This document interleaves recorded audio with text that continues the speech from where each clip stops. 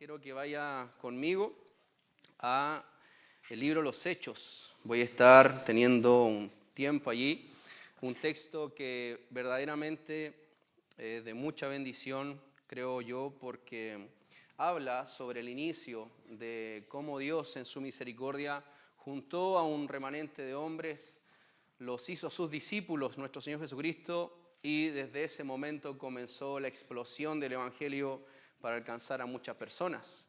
Y estos fueron reunidos en la iglesia del primer siglo.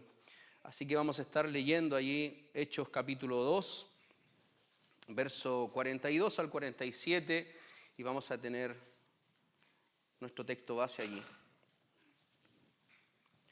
Los que son visita o los que no son cristianos y lo han invitado, tenemos también el texto aquí en la muralla para que lo vaya leyendo. Los demás podemos leer nuestra Biblia. Hechos capítulo 2, verso 42, nos dice la palabra del Señor. Y perseveraban en la doctrina de los apóstoles, en la comunión unos con otros, en el partimiento del pan y en las oraciones. Y sobrevino temor a toda persona, y muchas maravillas y señales eran hechas por los apóstoles. Todos los que habían creído estaban juntos y tenían en común todas las cosas, y vendían sus propiedades y sus bienes y lo repartían a todos según la necesidad de cada uno. Y perseverando unánimes cada día en el templo y partiendo el pan en las casas, comían juntos con alegría y sencillez de corazón, alabando a Dios y teniendo favor con todo el pueblo. Y el Señor añadía cada día a la iglesia los que habían de ser salvos. Invito a orar. Dios y Padre, Dios Todopoderoso, soberano Dios, por medio de Cristo nuestro Señor, nuestro Salvador, y por el poder de su Espíritu Santo estamos ante su presencia. Estamos muy agradecidos por este hermoso privilegio que nos da de reunirnos como su pueblo en este lugar. Gracias, Señor, porque podemos entonar cánticos ante su presencia, orar, leer su palabra públicamente y en este momento ser exhortado por ella. Yo le ruego, amado Dios, que su Santo Espíritu pueda guiar mis palabras para que su nombre sea glorificado y su iglesia sea edificada. Oh Señor, le ruego que usted use mi vida conforme a su voluntad, para que su iglesia sea hermoseada, sea capacitada, adiestrada, para que cada uno de nosotros podamos desarrollar el ministerio en el cual nos ha llamado. Señor, lo pedimos para la gloria de nuestro Señor Jesucristo. Amén. El título del sermón es Siguiendo un buen ejemplo. Siguiendo un buen ejemplo. Bueno, el libro de los Hechos, para los que no lo conocen o los que ya lo han leído y han tenido un poco de profundidad en los estudios de algunos textos bíblicos, deben saber que esta es la segunda escritura que hace Lucas a un hombre llamado Teófilo. Así como el primer tratado que hace, el Evangelio de Lucas, dice Lucas que él recopiló, se informó, investigó, recopiló toda la mayor información y ahí está el Evangelio de Lucas. Ahora, lo que hace Lucas acá, mis hermanos, es entregar a Teófilo un relato histórico de lo que sucedió en el primer siglo, con este grupo de hermanos que el Señor salvó. Y relata históricamente cómo avanza la iglesia, especialmente y específicamente en un lugar que es Jerusalén. Cómo se reunió esa iglesia hasta la expansión por toda Roma. Recuerdan, usted puede ver allí también el relato del mismo Pablo, de Lucas, que hace de Pablo que hace sus viajes misioneros. Bueno, de hecho, son las últimas palabras dichas por Jesús también en el primer capítulo de aquí, de este libro de los Hechos. Ahí en el capítulo 1 nosotros vemos muy bien que el Señor les dice que se queden en Jerusalén hasta que haya venido sobre ellos el Espíritu Santo para que sean sus testigos. Por lo tanto, mis hermanos, esto va a dar comienzo a una labor muy específica de testificar acerca de Cristo y acerca de la venida del Espíritu Santo. Y mis hermanos, esto se cumple en el día de Pentecostés. El Pentecostés es una fiesta que se celebraba después de la Pascua, 50 días específicamente, donde venían muchos judíos de distintos lugares para reunirse en Jerusalén. Y allí en ese lugar, ¿cierto?, para celebrar y entregar las primicias, las primeras cosechas, en ese lugar, en el templo, fue en medio de la fiesta donde los discípulos fueron llenos del Espíritu Santo, recibieron la promesa y comenzaron, dice la Escritura, a hablar en otros idiomas. Y estos eran idiomas que estaban acorde a los territorios de donde provenían los judíos y visitaban Jerusalén. No eran idiomas inventados o angelicales, como algunos pueden llamar, sino que eran idiomas de otros lugares. Por eso muchos de los que estaban allí reconocían que estaban hablando en sus idiomas. Bueno, frente a miles de judíos que estaban allí atónitos, que estaban observando toda esta situación, Pedro se levanta en medio de los apóstoles y comienza a predicar. Y comienza a anunciar el apóstol Pedro en alta voz, de una manera magistral, mis hermanos, de una manera maravillosa. Y él relata todo este suceso del cumplimiento de todas las profecías del Antiguo Testamento que ahora estaban, este momento eran los postreros días, que anunciaban específicamente a Cristo como el Mesías, Jesús el Mesías. Y por eso llama a todos los oyentes allí al arrepentimiento. ¿Por qué? Porque ellos crucificaron a Jesús, el verdadero rey de los judíos. Y ante este llamado de salvación, dice la Escritura que cerca de 3.000 personas se convirtieron ese día y se bautizaron. Creyeron en el Evangelio de nuestro Señor Jesucristo. 3.000 personas. No había amplificación, no había micrófonos, solamente la voz del apóstol Pedro en ese lugar. Quizás llegaba lejos, pero 3.000 personas que estuviesen en silencio para escuchar el mensaje y que se convirtieran a Cristo el Señor. Solamente lo hizo Dios, el poder del Espíritu Santo que trajo convicción. Así que de esta forma nosotros nos encontramos con el inicio de la iglesia neotestamentaria en Jerusalén. Y aquí en estos textos nosotros vemos entonces que Lucas comenta todos los eventos que suceden en esta iglesia antes de que fuera esparcida desde Jerusalén a todos los otros lugares. Y aquí Lucas relata cómo era la vida de los primeros cristianos. Lucas nos relata y nos establece un modelo de cómo actúa una iglesia llena del Espíritu Santo que reconoce al Señor Jesucristo como el amo, el Dios y el dueño de sus vidas. Y esto es lo que hemos leído, mis hermanos. ¿Qué pasaba en esta primera instancia con esta iglesia del primer siglo? Bueno, antes de iniciar, ir yendo verso a verso, quisiera hablar acerca de algunos mitos que muchos de nosotros hemos escuchado y capaz que por ahí creamos en estos mitos sobre la iglesia del primer siglo. Es necesario porque hay muchas falsas ideas que muchas personas tienen de esta iglesia del primer siglo. Y cuando las ponemos, estas dos ideas están en polos distintos. Y cuando nos marcamos hacia un polo o nos vamos hacia otro polo, lamentablemente caemos en ideas peligrosas. Entonces, el primer mito que nosotros podemos escuchar y hemos oído es que la iglesia del primer siglo era perfecta. ¿Cuántos de ustedes han dicho o han escuchado? Me gustaría haber sido de la iglesia de los apóstoles. ¡Wow! ¡Qué poder! ¡Qué manifestación del Espíritu de Dios! Haber visto a los apóstoles hacer milagros. El apóstol Pedro pasaba y la sombra de Pedro curaba a los enfermos. Pablo, los discípulos de Jesús. Un montón de maravillas. Pero esta primera frase corresponde a una idea de que la misma Biblia se encarga de deshacer, mis hermanos. Si hay algo que nosotros podemos notar a lo largo del Nuevo Testamento es que la iglesia no es perfecta. Nunca fue perfecta. Y de la misma manera en que el Antiguo Testamento, Israel, mis hermanos, y sus líderes fallaron una y otra vez, bueno, la iglesia del primer siglo neotestamentaria peca constantemente también contra Dios. Y prácticamente cada libro del Nuevo Testamento nosotros vemos que nos relata problemas dentro de la iglesia. Si usted sigue avanzando, llega ahí al capítulo 5, por ejemplo, usted se va a encontrar con dos personas que mintieron al Espíritu Santo, Ananías y Zafira, un matrimonio.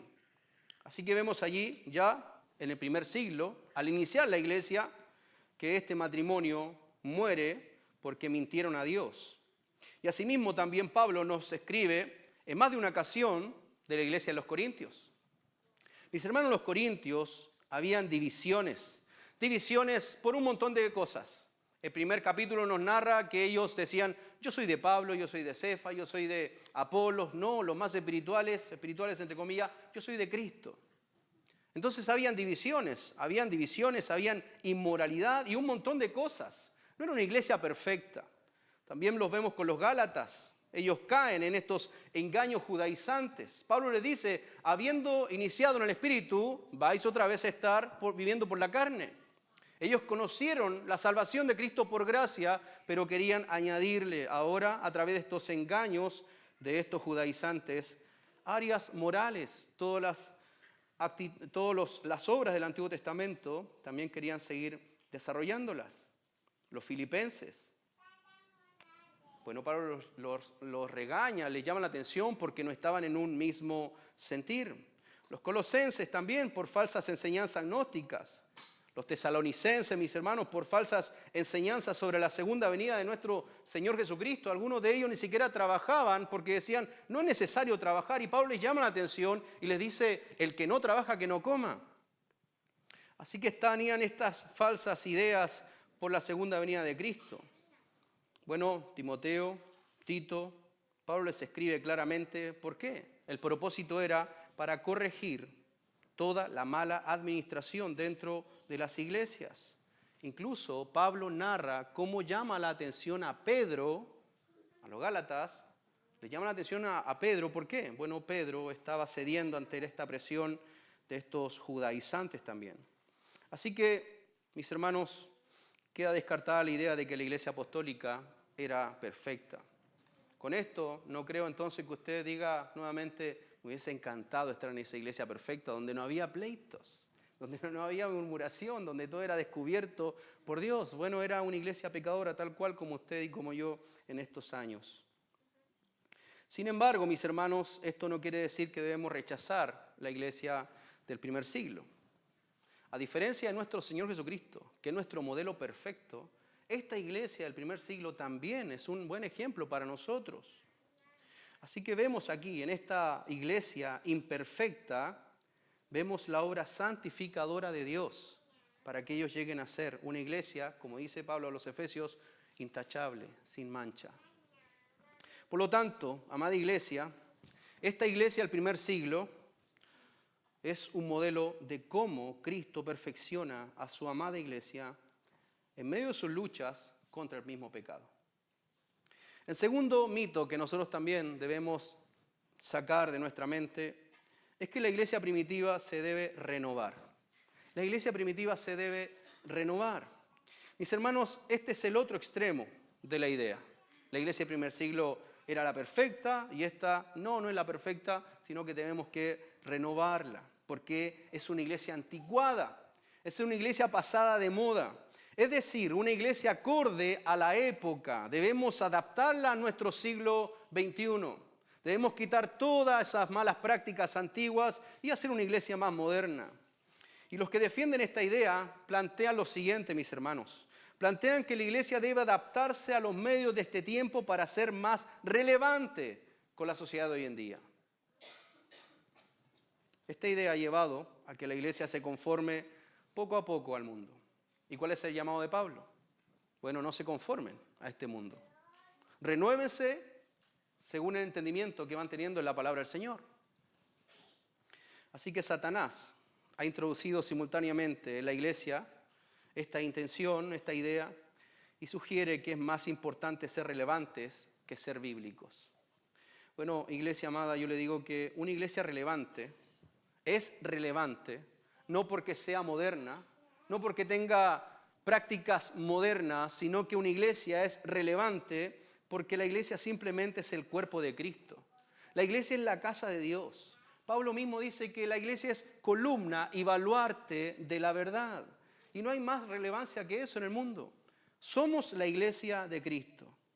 Ahora, esto no quiere decir tampoco que tenemos que volver a reunirnos en catacumbas o leer la Biblia, en vez de leer la Biblia en nuestro idioma, leerlo en papiros o leerlo en el idioma original. Bueno, tú no eres cristiano porque no sabes hebreo, no sabes arameo, no sabes griego. No, mis hermanos, eso no es el llamado, sino que no podemos dejar que que las corrientes de este mundo definan cómo la iglesia se administra y se gobierna. El mundo no nos debe llamar a actuar de esa manera. O si nos llama, nosotros debemos decir que no a aquello. La misma palabra, entonces, es la que establece aquellas cosas. Y no nosotros, mis hermanos, sino que la misma Biblia nos dice cómo debemos guiar la iglesia. ¿Cuál es el estándar de fe y práctica? Es la palabra del Señor. Ninguna otra cosa. Bien, teniendo esto en mente, vamos entonces a ir a nuestro segundo punto y vamos a ver algunas características de la iglesia del primer siglo. En el versículo 42 leemos nuevamente, nos dice, y perseveraban en la doctrina de los apóstoles, en la comunión unos con otros, en el partimiento del pan y también en las oraciones.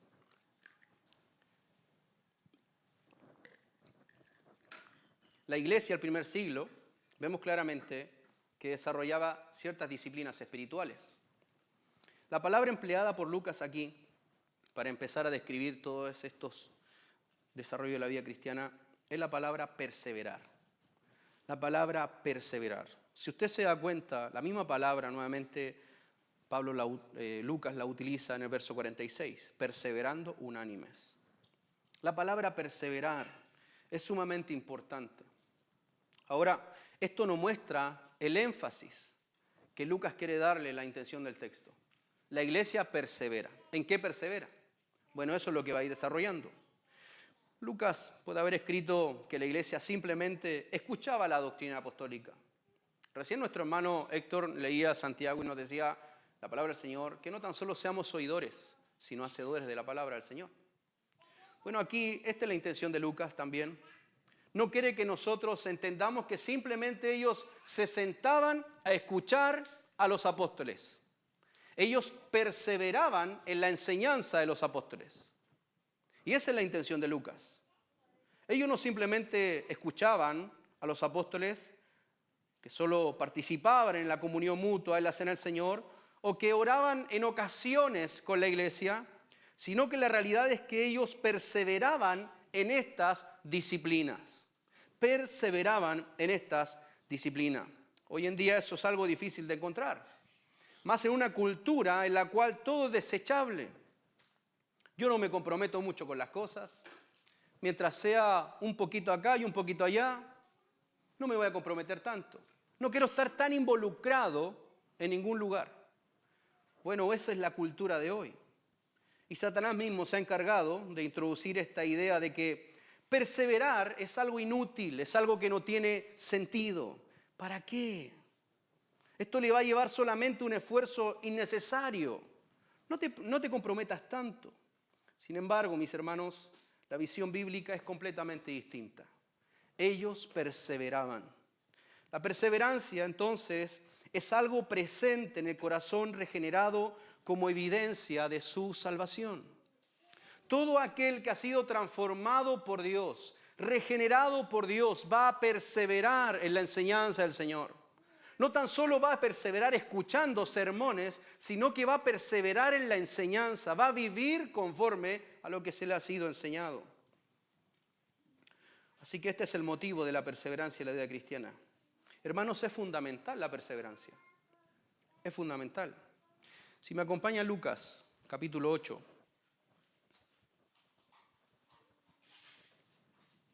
Desde los versos 4, al menos al verso 15, nos habla acerca de la semilla, dónde va a caer la semilla. Bueno, miren lo que dice el versículo 15 del capítulo 8 de Lucas. Mas la que cayó, es decir, la semilla que cayó en buena tierra, las otras tierras eran el camino, la piedra y espinos. Pero esta semilla cayó en buena tierra. Y fíjese lo que pasa cuando cae en buena tierra. Estos son los que con corazón bueno y recto retienen la palabra oída. ¿Y qué pasa? Dice que dan fruto. Dan fruto con perseverancia. Por lo tanto, mis hermanos, la perseverancia es una característica en una persona regenerada. La perseverancia es fundamental. Así que en primer lugar, se debe perseverar en la doctrina apostólica. Y entendemos la doctrina apostólica como la misma doctrina de Cristo. La doctrina de Cristo es lo mismo con la doctrina apostólica. ¿Y qué es lo que es la doctrina de Cristo? ¿Qué es la doctrina apostólica? Bueno, es todas las verdades del Evangelio que están fundamentadas en la Escritura. No cualquier cosa.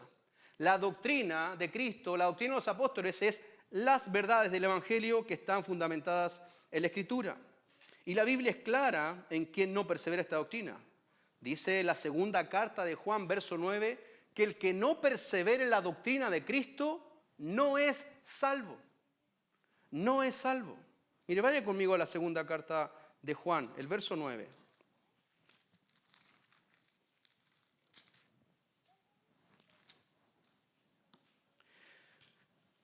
Aquí está hablando acerca de la recepción, de la hospitalidad cristiana. Miren lo que dice el verso 9. Cualquiera que se extravía y no persevere en la doctrina de Cristo, acuérdese, doctrina apostólica, doctrina de Cristo, todo aquel que se extravía y no persevera en la doctrina de Cristo, no tiene a Dios. No tiene a Dios. Sigue diciendo, el que persevera en la doctrina de Cristo, ese sí tiene al Padre y tiene al Hijo. Pero mire, siga leyendo. Verso 10. Si alguno viene a vosotros y no trae esta doctrina, está hablando de los predicadores itinerantes de ese tiempo, si alguno viene y no trae esta doctrina, la doctrina de Cristo, el evangelio verdadero, no le recibáis en casa ni le digáis bienvenido. Miren cómo cambia la idea acá en el verso 11 ahora. No cambia la idea, sino que cambia las palabras, pero la misma idea. Verso 11, porque el que le dice bienvenido, ¿qué hace? Participa de sus buenas obras.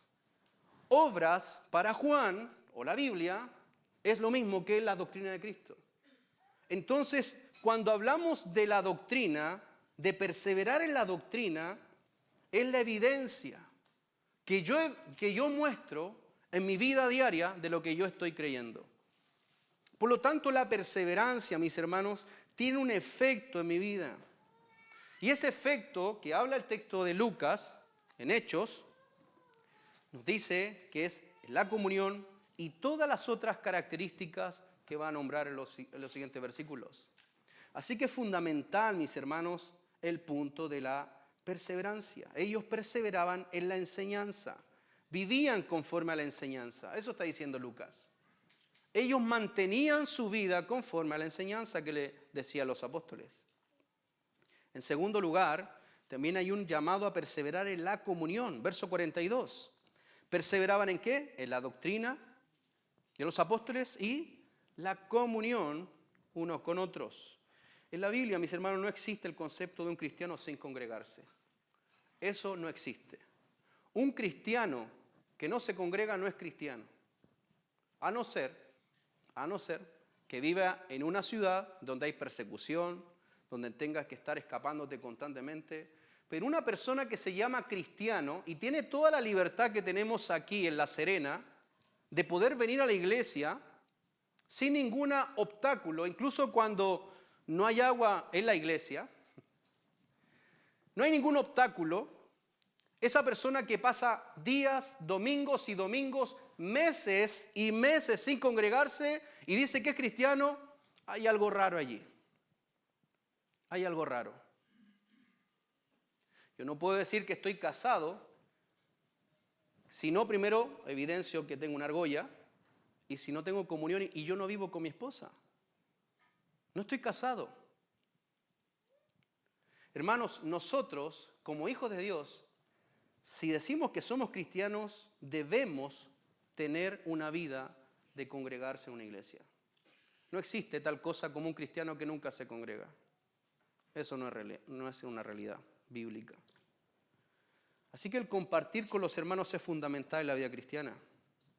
Y no algo que se pueda dejar en segundo plano. Yo debo tener una vida cristiana con una iglesia local. Y eso lo manda la Biblia. Eso no es una idea de los pastores para que se le vea llenita la iglesia. Es un mandamiento bíblico.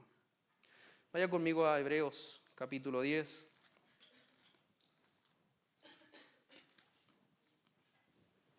El verso 24 de Hebreos capítulo 10 nos dice: y considerémonos unos a otros para estimularnos al amor y las buenas obras. Nuevamente la palabra buenas obras, doctrina de Cristo. Verso 25. ¿Cómo? La pregunta primero al verso 24. ¿Cómo yo puedo estimularme con mi hermano para las buenas obras? ¿Cómo me estimulo si yo no me congrego? Yo no tengo iglesia. No hay ningún hermano que esté llamándome por teléfono, tratando de visitarme, o en la iglesia: ¿cómo estás? ¿Cómo está tu vida de oración? ¿Estás luchando con algún pecado? Si yo vivo una vida así, sin darle ninguna explicación a nadie, ¿cómo yo me voy a estimular y voy a vivir este texto que nos dice: no dejando de congregarnos? No dejando de congregarnos, como algunos tienen como hábito, como costumbre. Si no, ¿cómo debo hacerlo? ¿Cómo me voy a estimular a las buenas obras? Bueno, exhortándonos, y tanto más. ¿Cuánto? Cuando ustedes están viendo que Cristo está viniendo. Entonces la intención de la perseverancia no es tan solo perseverar en la enseñanza. Oh, yo soy reformado y tengo una doctrina muy clara, pero ¿y dónde te congregas? No, yo no necesito que nadie me pastoree. Yo tengo clara toda la doctrina. Eso es incorrecto.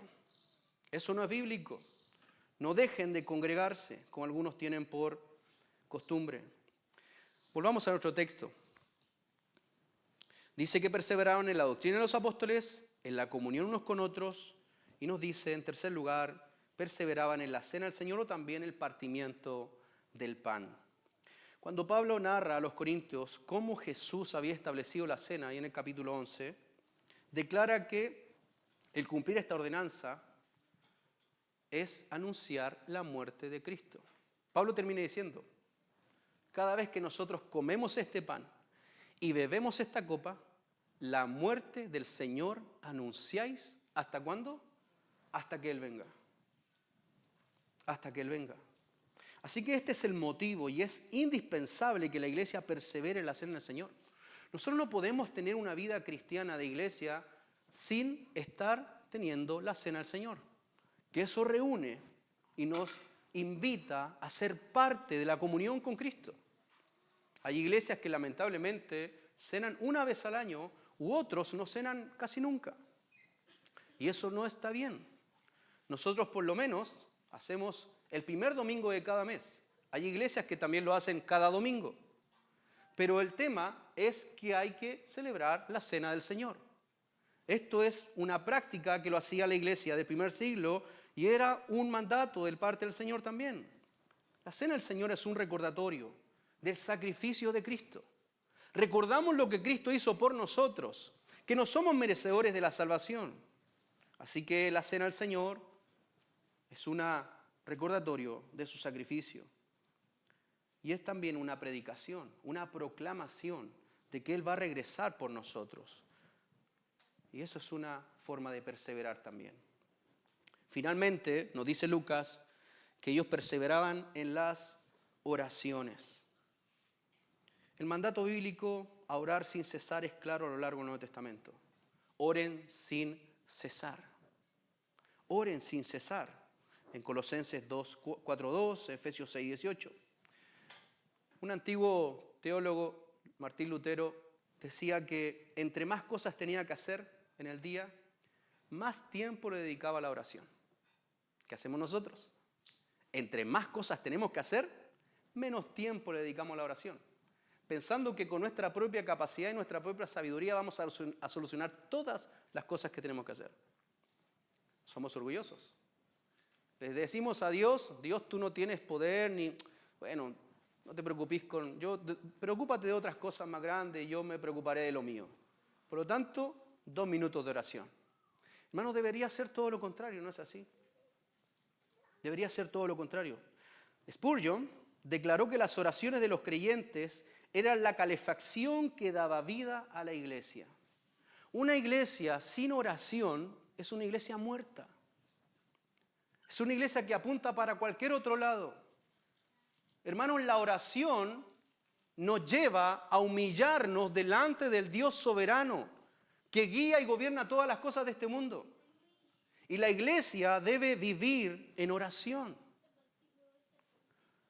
Los que conocen a Martin Lloyd-Jones, se comenta de él que es uno de los mayores predicadores de la historia. Bueno, su esposa dijo lo siguiente: antes de que mi esposo Martín fuera conocido como el gran predicador, era más grande un hombre en la oración. Su esposa reconocía que Martin Lloyd-Jones, el gran predicador que todos conocían, era mayormente más grande en la oración que predicador. Mis hermanos, la predicación debe envolver toda nuestra vida. Y con mayor razón, como lo hacía la iglesia del primer siglo, ellos perseveraban en la enseñanza, ellos perseveraban en la comunión, ellos perseveraban en la cena del Señor y ellos perseveraban en las oraciones. Hermanos, debemos orar porque somos débiles. Debemos orar porque somos débiles. Si fuéramos carismáticos, yo le diría, dígale al que está a su lado, debes orar porque eres débil. Somos débiles. Somos hombres y mujeres débiles. Somos personas que dependemos de Dios. Sin embargo, mis hermanos, es común observar cómo las iglesias actuales, las reuniones de oración son las menos concurridas. Son las menos concurridas. Aquí hemos habido 5 personas de 75 miembros oficiales de la iglesia. 75 miembros y solamente 5 hermanos orando unos miércoles. ¿Por qué pasa eso? ¿Todos están trabajando? ¿Todos están enfermos? ¿Todos están con algo imposible por venir? No. Nuestra carne es así.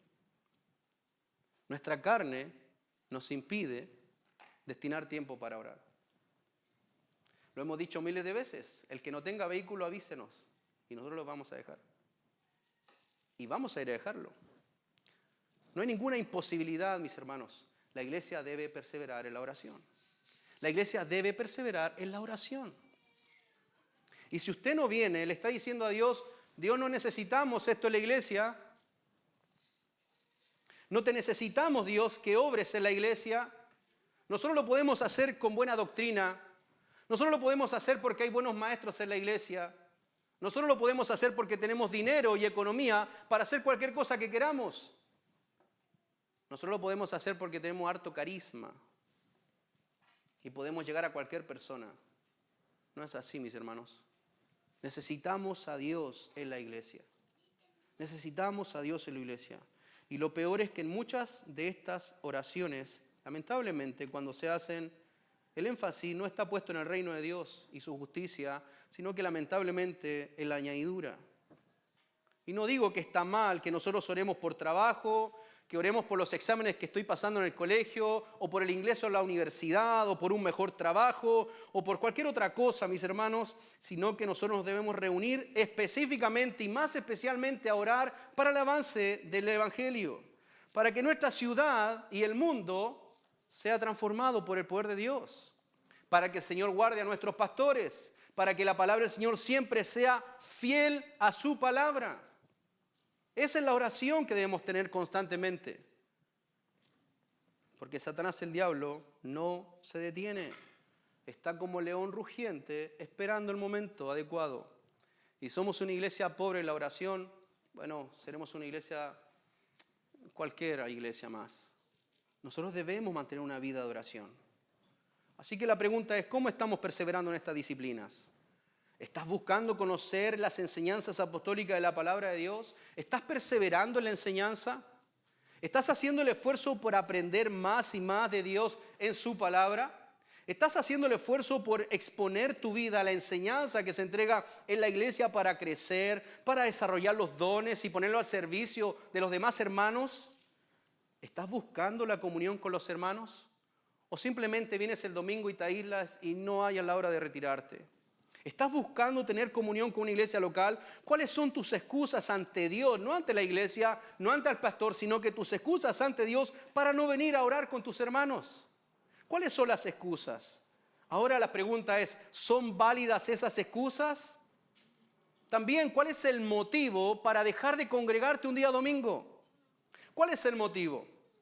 ¿Son válidas? Mis hermanos, no solo debemos hacer estas cosas porque son actividades constantes de la iglesia local, sino que nosotros debemos hacerla porque son prácticas de primera necesidad. Puede que alguno pueda estar pensando, no hay ningún mandato explícito neotestamentario para reunirme a orar con los hermanos, como si reunirme en el día del Señor. Bueno, en realidad, aunque no hay ningún mandato explícito de que diga la Biblia, no dejen de venir a reunirse a la oración el día miércoles o el día jueves, no dice aquello, pero yo prefiero ponerlo en práctica porque así lo hacía la iglesia del primer siglo y los resultados eran maravillosos. Los resultados serán maravillosos. Y aquellos que no ponen en práctica, bueno, usted ya puede observar muy bien cómo viven, cuál es el resultado de su andar espiritual. Así que creo que debemos poner estas cosas allí adelante de nosotros y tomar una decisión correcta y comenzar a caminar en pos de un ejemplo que agrada a Dios y que honra su nombre y que beneficia nuestra vida espiritual. Por lo tanto, debemos perseverar. Perseverar en la comunión, perseverar en la oración, en la doctrina, en la cena y en la oración. Ahora también nosotros vemos alguna evidencia del poder de Dios. El verso 43 nos dice, y sobrevino temor a toda persona y muchas maravillas y señales eran hechas por los apóstoles. A lo largo del libro de los Hechos, nosotros podemos ver cómo los apóstoles realizaban distintos milagros. Y estos milagros asombraban no tan solo a los creyentes, sino a otras personas también. Ellos hacían sanidades, resurrecciones, liberación de endemoniados. Todos estos milagros, todas estas evidencias, manifestaciones espirituales eran el poder de Dios, evidenciando que eran enviados de Dios. Y de la misma manera en que los milagros que realizaba nuestro Señor Jesucristo testificaban que Él era el Mesías, el Hijo de Dios, bueno, los milagros de los apóstoles eran un testimonio de que Dios había establecido un nuevo pacto mediante el sacrificio de Cristo. Ahora, estas manifestaciones sobrenaturales, lamentablemente hay dos peligros contrarios que se levantan, específicamente en este último siglo. Por una parte están los teólogos liberales. Y los teólogos liberales niegan la veracidad de los milagros. Lo niegan. Ellos dicen, no, en realidad Jesús no caminó sobre el agua. No, en realidad no se multiplicaron los panes y los peces, sino que este niñito motivó a otras personas a sacar el pan y los peces. Niegan todas esas cosas. Es interesante notar que ni siquiera los mismos fariseos que estaban en contra del mismo Señor Jesús negaron que Él hacía milagros. Todo lo contrario, decían que lo hacía en el poder de Belcebú. Bueno, esto se vuelve innegable, entonces, la realidad de que los milagros de la época neotestamentaria eran falsos. Y por otra parte, tenemos a los hermanos neopentecostales que en su último siglo creen que la idea del despertar del Espíritu Santo para que las iglesias sean llenas y necesitan milagros y sanidades para que la gente se convierta. Todas estas manifestaciones que ellos dicen que necesita la iglesia tener, bueno, muchas iglesias no la están teniendo. Esto, si no está en una iglesia, le quita vitalidad a la iglesia, dicen ellos. Y por eso llaman a todos los hermanos que no han sido bautizados en el Espíritu Santo, es decir, hablar en otras lenguas extrañas, los invitan a que ellos puedan ser ungidos por estos predicadores y hablen en otras lenguas extrañas. Porque si no han recibido, dicen ellos, este Espíritu Santo de hablar en otras lenguas, entonces no tiene poder para desarrollar el ministerio. Esa es una falsedad, mis hermanos. Eso es una falsedad. Todo cristiano regenerado ya ha sido bautizado por el Espíritu Santo. Ya ha sido bautizado por el Espíritu Santo. Ha sido regenerado. Es una nueva criatura. Y no necesita una segunda evidencia o un segundo poder sobrenatural sobre su vida de hablar en otras lenguas para que pueda desarrollar el ministerio que Cristo lo ha llamado a hacer, o los dones que el Señor le ha dado. Si usted se fija en estas iglesias, siempre las personas dicen, yo tengo el don de hablar en nuevas lenguas, el otro tiene don de interpretar lenguas, el otro tiene don de visiones, de ciencia, de discernimiento de espíritus, todos los que nombra Corintios, la primera carta, capítulo 13. Pero ninguno habla, como dice Romanos capítulo 12, yo tengo el don de servicio, pastor. Yo tengo el don de dar. Yo tengo el don de misericordia. Cuando esos son los dones también que el Espíritu Santo pone en la iglesia. Bueno, verdaderamente el último gran periodo de milagros duró hasta la iglesia del primer siglo. Y esto no quiere decir, lo he dicho en otras oportunidades, esto no quiere decir, mis hermanos, que el Señor no siga haciendo sanidades. Él tiene todo el poder. Su poder no quedó limitado a periodos históricos que nos narra la Biblia, sino que hoy en día Dios tiene el mismo poder para sanar, resucitar y hacer todo lo que está escrito en la Escritura.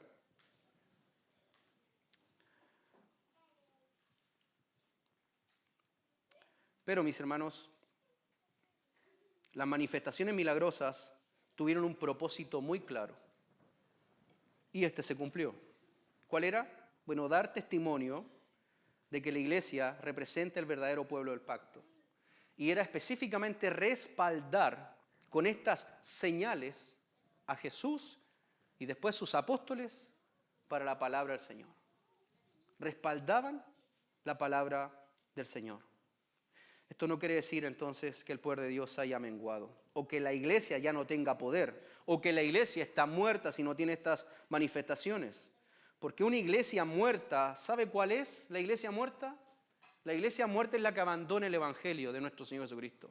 Esa es una iglesia muerta. Ahí ya no está Cristo. Abandonó el evangelio de nuestro Señor Jesucristo.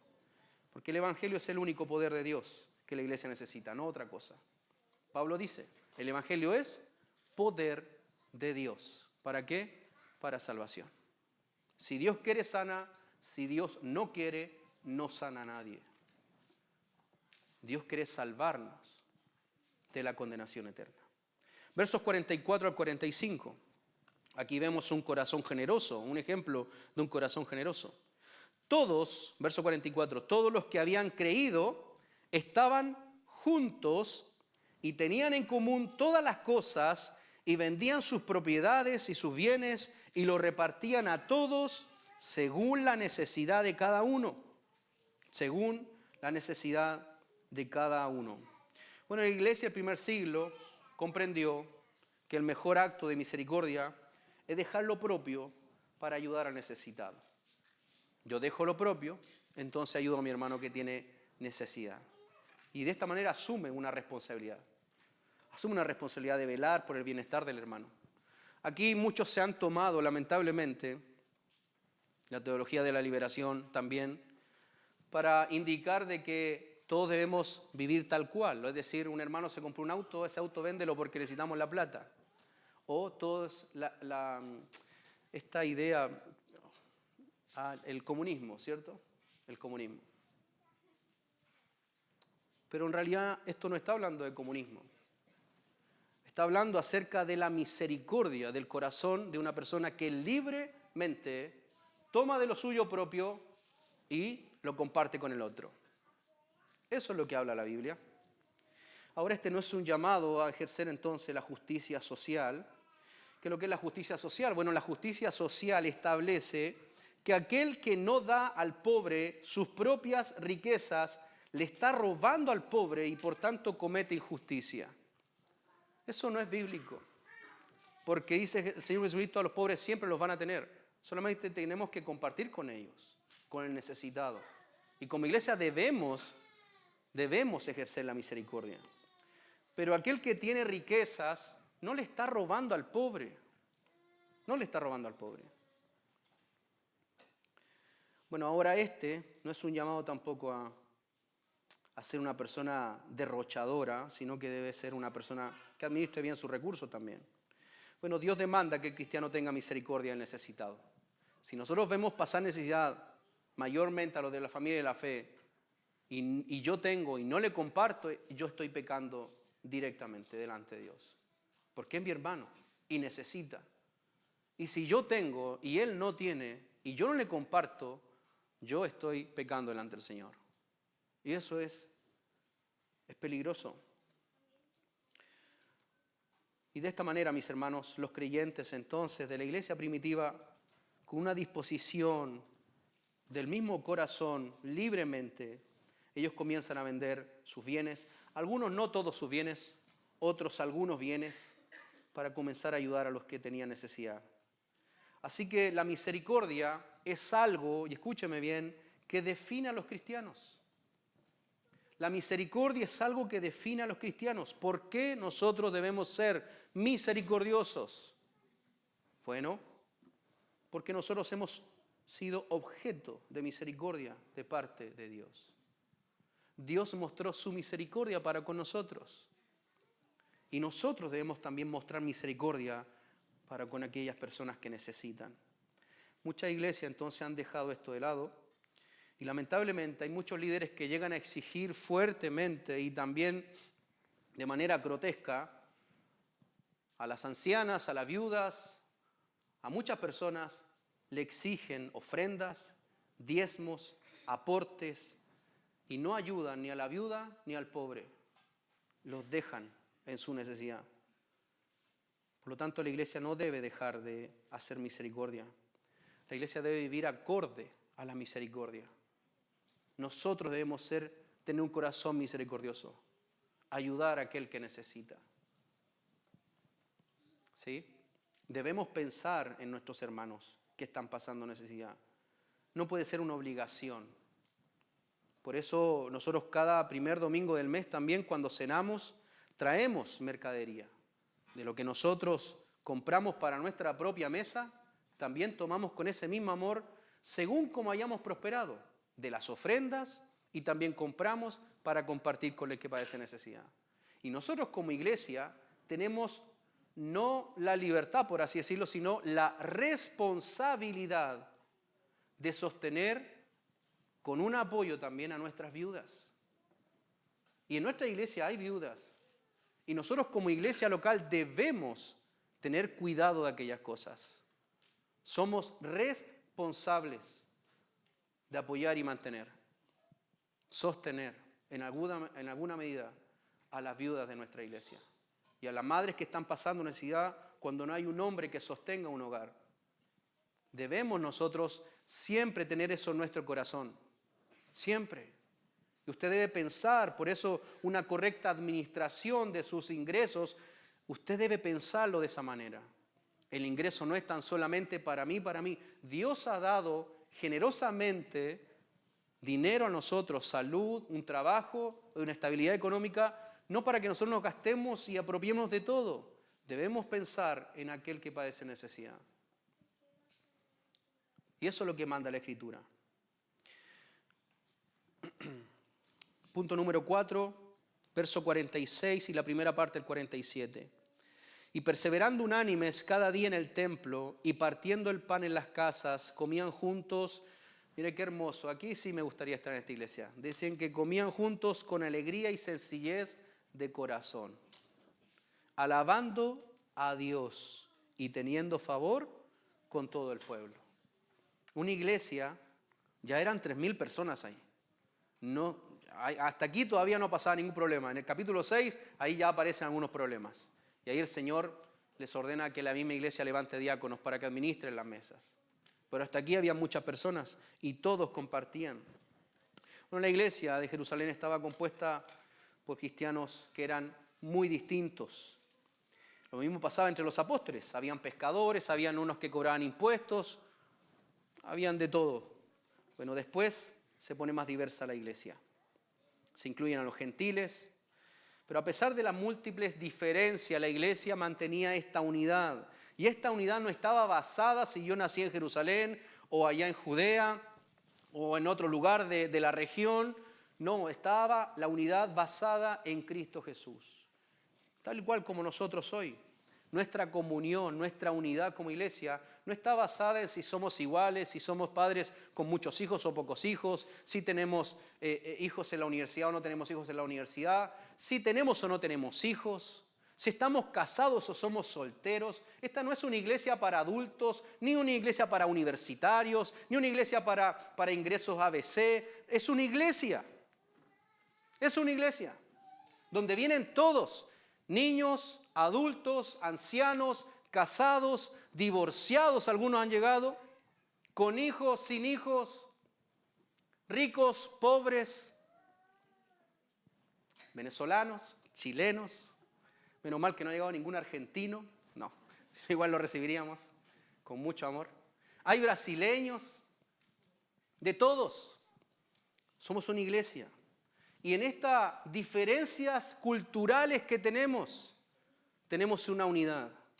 Y es el amor de Cristo en nosotros. Eso es lo que nos mantiene unidos, mis hermanos.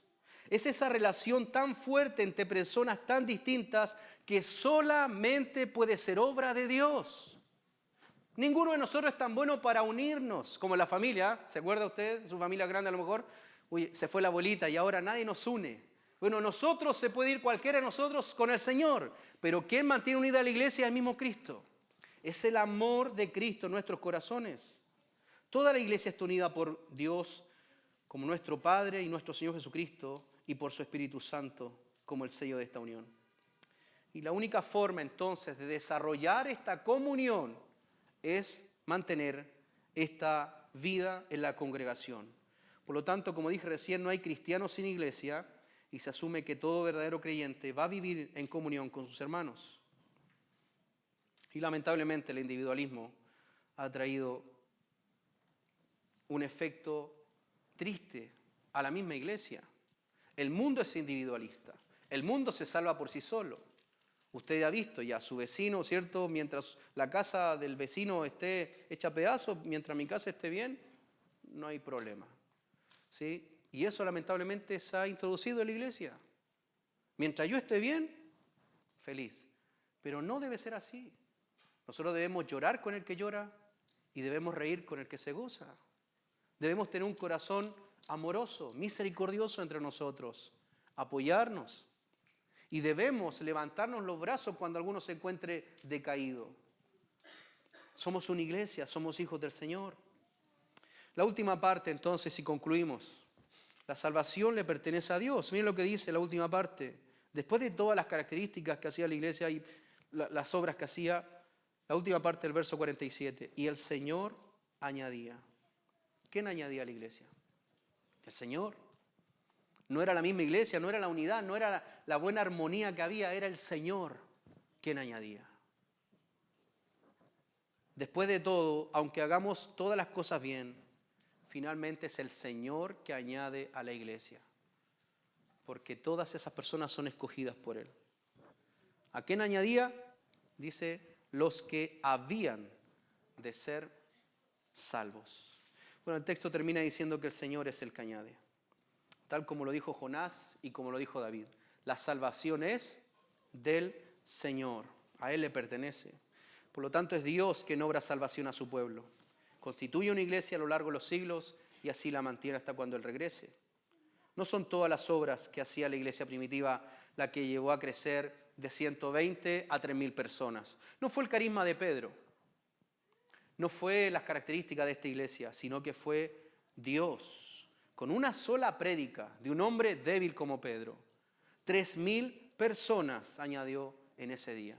Y después se añaden 5.000 más. Y esto sigue creciendo. Hermanos, el crecimiento de la iglesia local no depende de las actividades que nosotros hagamos.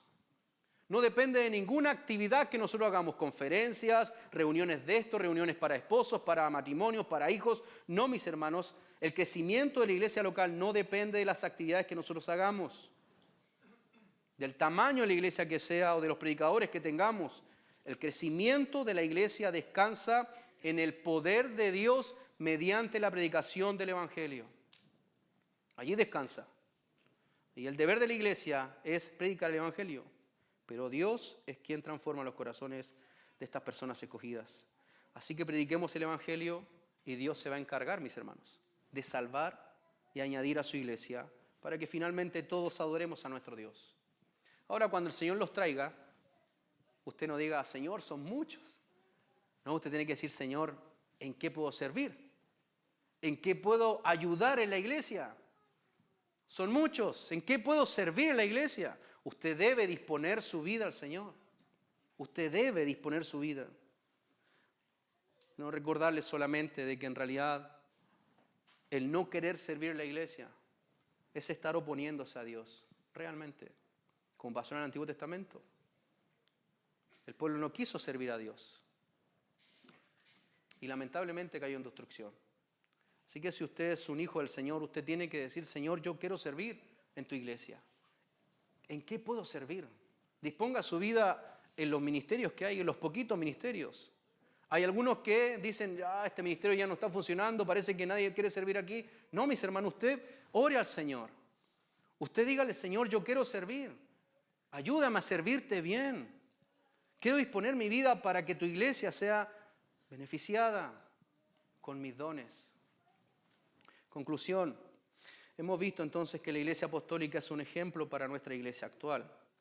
Lamentablemente no es una iglesia perfecta ni tampoco es una iglesia pasada de moda, sino que esta iglesia es el reflejo de la obra santificadora de Dios.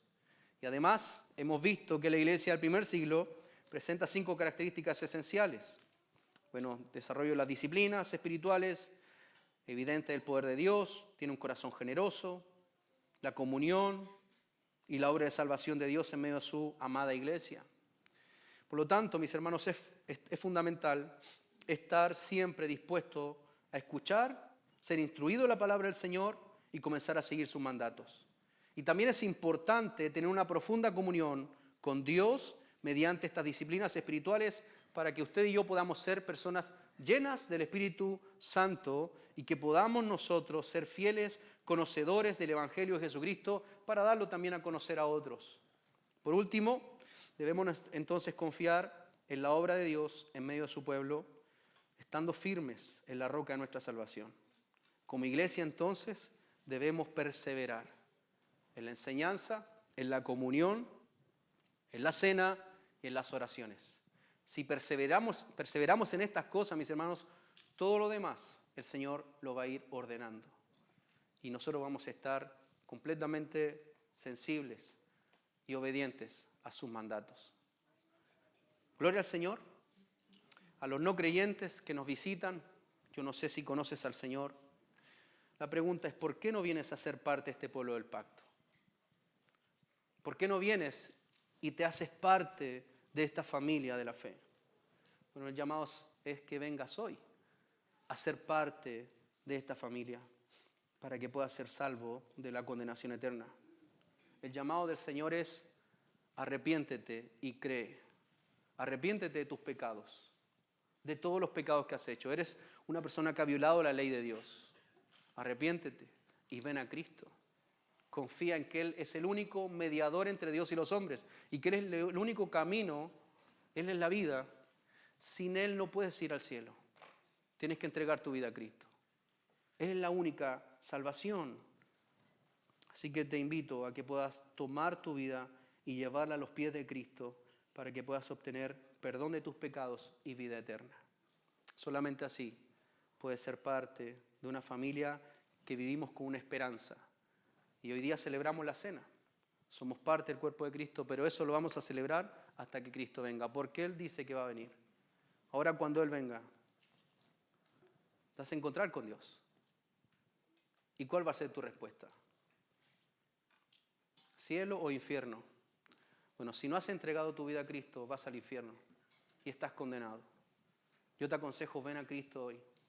No tienes que pagar dinero ni hacer ninguna obra. Solamente pedirle que te perdone de tus pecados. Y cree que Él es tu Salvador y tu Señor. Todo esto es por gracia y por misericordia. Amén. Invito a cerrar sus ojos. Dios y Padre Celestial, bendito, gracias por su palabra. Gracias porque ella alumbra nuestros pasos, nos encamina. Oh Señor, gracias por porque usted tomó un pequeño grupo de personas tan pecadoras como nosotros, las salvó, formó sus propios discípulos y de ellos comenzó la explosión por el poder de su Espíritu Santo para alcanzar a muchas personas. Como han pasado los años y hoy nosotros estamos en este continente muy distinto de esa cultura oriental, y usted nos ha salvado, Señor, con su propio evangelio. Su Espíritu Santo nos ha hecho parte de su iglesia. Señor, gracias porque nos ha puesto en una iglesia local donde somos amados, donde muchas veces también somos reprendidos y exhortados. Gracias, Señor, porque su palabra siempre es expuesta para nuestra santificación. Le pedimos, oh Dios, que nos ayude a tomar este ejemplo de la iglesia del primer siglo, que podamos nosotros, en esta iglesia pequeña, podamos nosotros poner en práctica su palabra.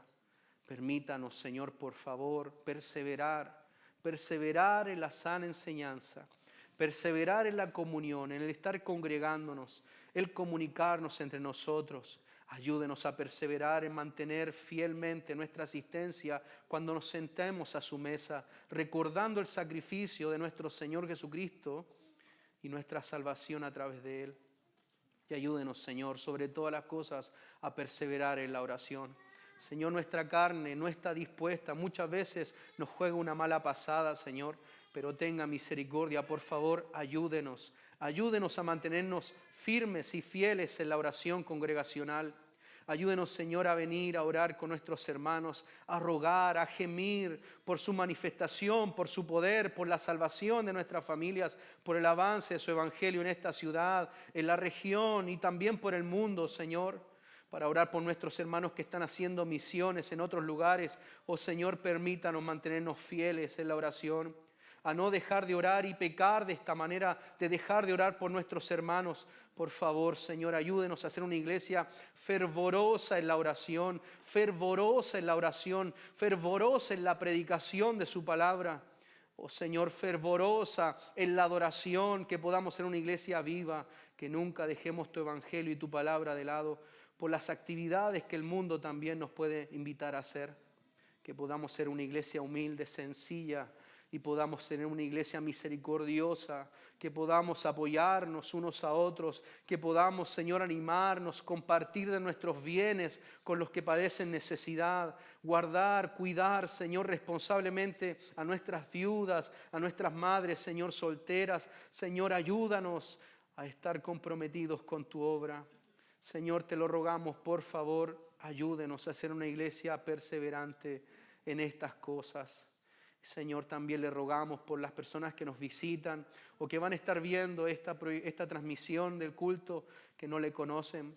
Señor, tenga misericordia, salve sus almas, salve sus vidas y ayúdeles a ellos a ver su pecado, pero muéstreles su gracia, su amor, su misericordia, como usted murió por nuestros pecados para que ellos vengan en arrepentimiento y fe.